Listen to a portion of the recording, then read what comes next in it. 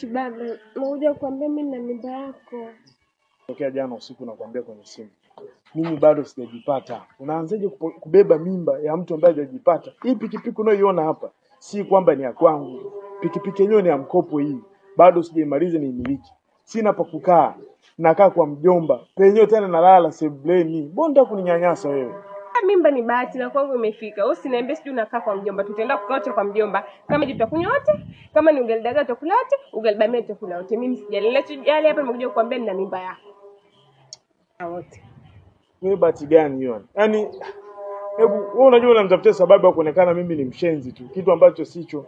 Sijajipata. Bado napambania maisha yangu yenyewe sijayaweza. Naanzaje kuamiliki wewe na mtoto? Naanzeje? Kwa mjomba penyewe ana gugu. Twende wote tukalale sebuleni pale. Ndio, tutaenda kulala wote. Kwa hiyo mimba uitaki, si ndio? Hilo jibu. Nipige mstari. Wewe si unaikataa hii mimba? Sasa naenda kumpa babako.